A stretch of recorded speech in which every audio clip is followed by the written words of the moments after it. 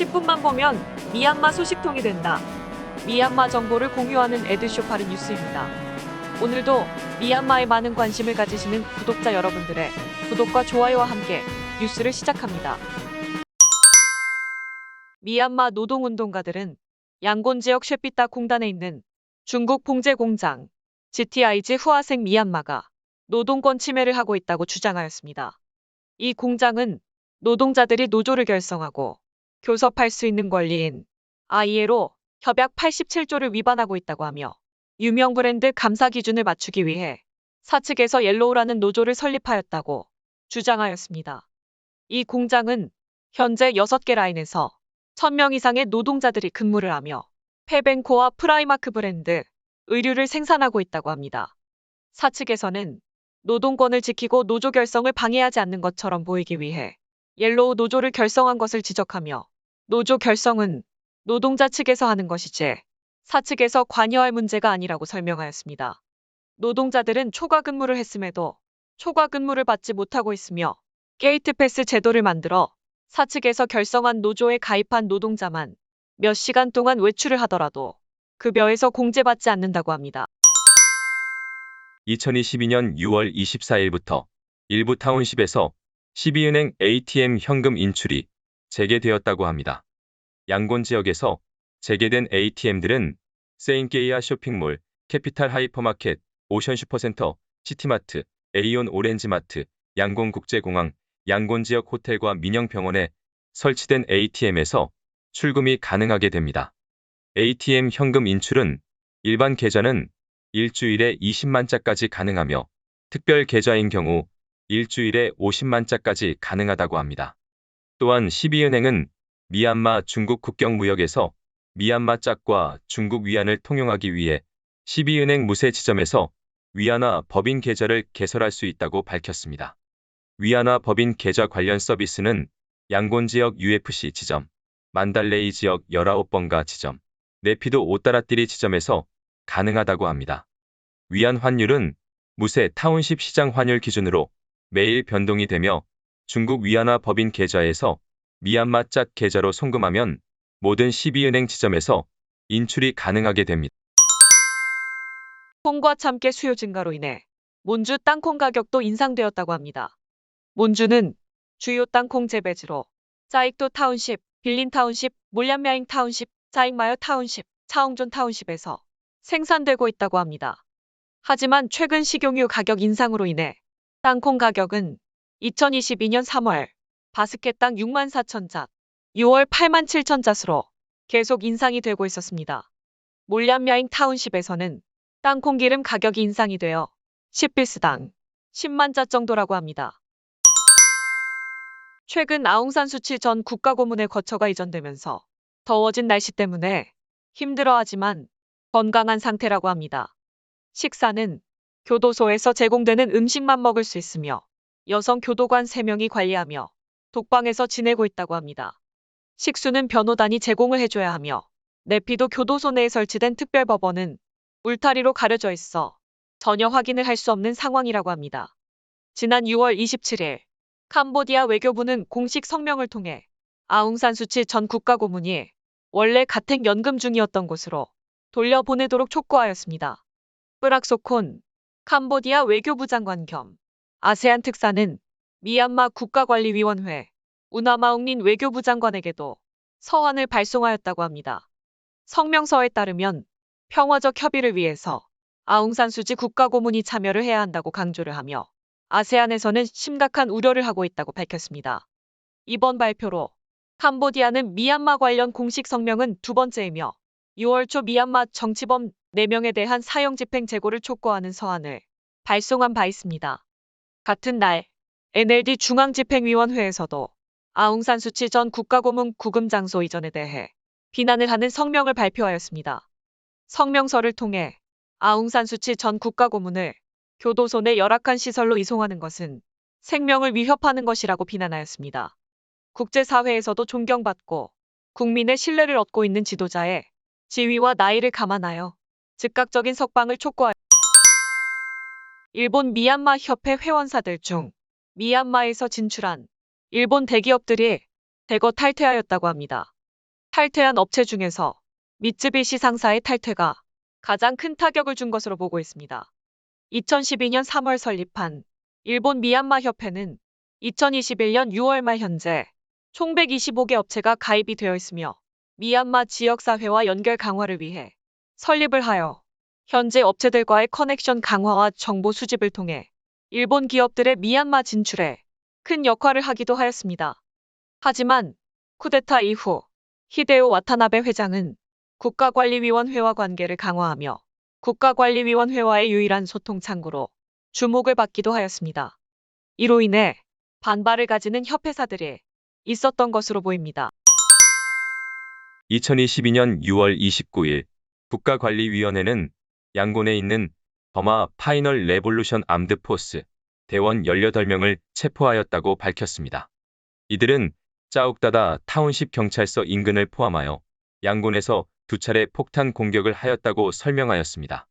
지난 4월 8일부터 이 단체의 대원들을 조사하여 체포하고 있으며 최근 11명이 쉐피따 타운십에서 체포가 되었다고 합니다.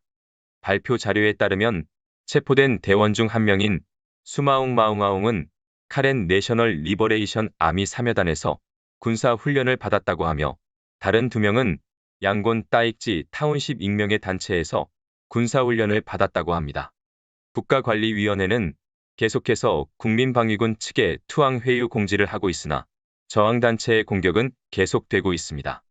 지난 6월 28일 양곤 스페셜 닌자포스는 폭탄 공격 이후 다곤세이칸 타운십에서 체포된 대원 2명과 연루되어 있는 사람들에 대해서 조치를 취할 것이라고 경고한 바 있습니다.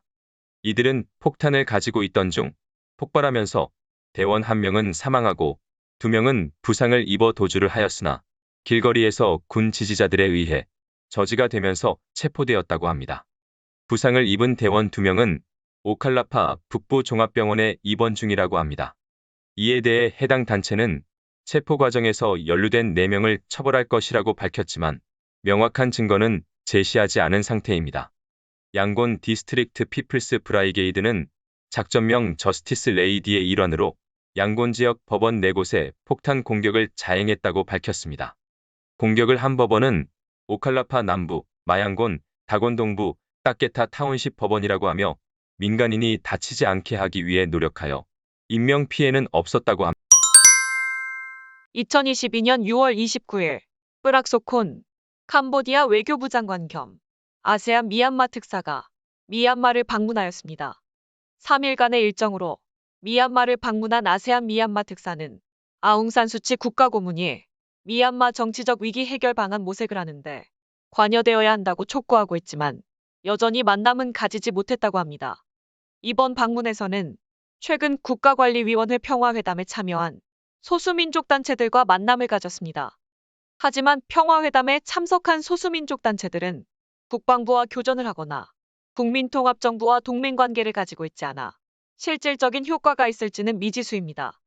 이미 2차례에 걸쳐 캄보디아 정부는 정치범 4명에 대한 사형 집행 체고와 아웅산 수치 전 국가고문 같은 연금 촉구를 한 바 있어 국가관리위원회에서도 탐탁치 않게 보는 것으로 보이며 도착 이후 첫 번째 만남도 조표인 외교부 전략연구부 사무총장이 접견을 하였다고 합니다. 이후 6월 30일에는 미나웅을라잉 위원장의 접견이 있긴 했지만 이와 반대로 태국 국방부 대표단은 네피도를 방문하여 미나웅을라잉 위원장이 제34차 태국 미얀마 국경위원회 회의를 개최하여 직접 접견을 하였습니다. 회의에서 국경지역 치안과 마약 단속 협력 강화, 미얀마 정치적 위기 개선, 테러 근절을 위한 보안군 협력 방안, 양국 국방부 문화 교류 및 체육 대회 개최, 시민불 복종운동 합류 직원 및 젊은이들이 돌아오도록 하기 위한 방안 등에 대해 논의를 하였다고. 2022년 6월 27일 밤 사가잉 지역 임마빈 타운십에 있는 윤트윈 임마빈 국민방위군 사령관이 신원미상의 괴한 2명에게 피격 사망하는 사건이 있었습니다. 사령관은 임마빈 국민방위군 2대 대장으로 최근 민간인을 포함한 다른 국민방위군 대원 21명을 살해한 혐의로 기소된 고위 관리 13명 중 1명입니다. 암살된 사령관은 지난 3월 2일 침폰마을 국민방위군 수료식 정보를 미얀마 국방부 측에 제공하여 대원 5명이 사망한 사건에 대한 혐의가 있었습니다. 주변 증언에 따르면 임마빈 국민방위군 살해 사건을 조사 중인 보땀마니 조사관이 사령관이 사망한 날 침폰 마을에서 손님 2명을 데리고 기지와 본인의 자택으로 데리고 간 것을 목격했다고 합니다. 암살 당시 괴한들은 사령관의 자택을 정확히 알고 있었으며 그가 집에 도착했을 때 8발을 쏘았다고 합니다. 하지만 아직까지 누구에 의한 암살인지 밝혀지지 않고 있습니다. 하지만 조사관은 이번 암살 사건은 보안 취약으로 인해 발생하였으며 조사에 착수를 할 것이라고 밝혔습니다. 현재 암살 배후를 미얀마 국방부로 볼 수도 있으며 정보를 흘렸다는 혐의 때문에 원한에 의한 살인일 수도 있지만 다른 국민방위군과의 충돌로 인한 것으로도 보고 조사를 할 것이라고 설명하였습니다.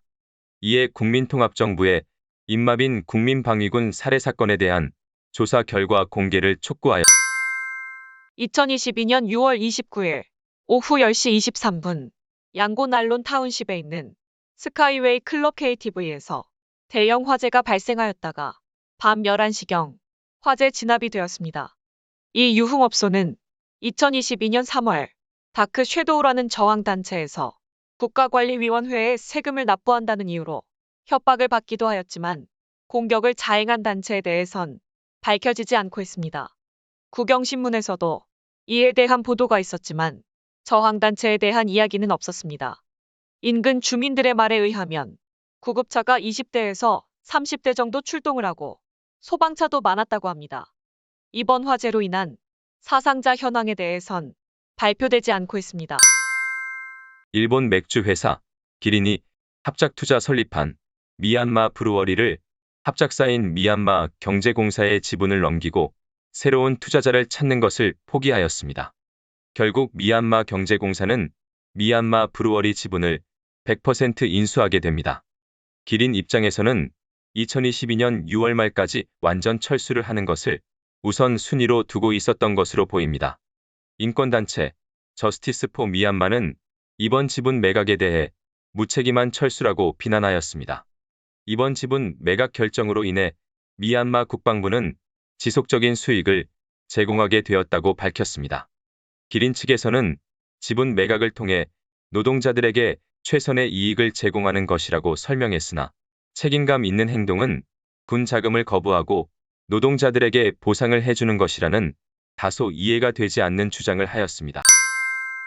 미얀마 노동부는 공장 노동자 초과 근무 시행 일주일 전에 공장 노동법관리부에 보고해야 한다고 밝혔습니다. 노동자 500명 미만 공장은 타운십 노동부 사무소에 신청할 수 있으며 노동자 1000명 이상 공장인 경우 지역 노동부 사무소에서 승인을 받아야 합니다. 하지만 500명 이상 1000명 미만 노동자가 근무하는 공장에 대해선 명확하게 언급하지 않아 여전히 혼동을 주고 있습니다.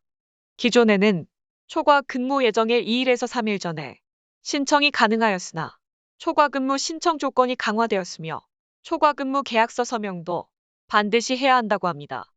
미얀마 노동자는 일주일 최대 44시간에서 48시간의 초과 근무가 가능하며 초과 근무 48시간까지 허용된 공장들은 냉장시설, 정유소, 벌목공장, 상수도, 발전소, 화학정유 공장, 제당 공장이 있다고 합니다. 일부 공장은 급여 전액을 지급하지 않거나 초과 근무 비용도 지급하지 않는 경우가 많으며 노동자들은 해고 위협으로 신고를 하지도 못하는 경우가 있다고 합니다. 또한 사측에서 노동자들에게 초과 근무를 강요할 경우 법적 조치를 취할 것이라고 경고하였습니다. 에드쇼파르 미얀마 뉴스를 끝까지 시청해주셔서 감사드리며 구독과 좋아요, 클릭을 부탁드립니다. 좀 더 상세한 미얀마 정보를 찾으신다면 에드쇼파르 뉴스 웹사이트도 추천드립니다. 에드쇼파르는 보다 많은 미얀마 정보를 공유하기 위해 노력하겠습니다. 감사합니다.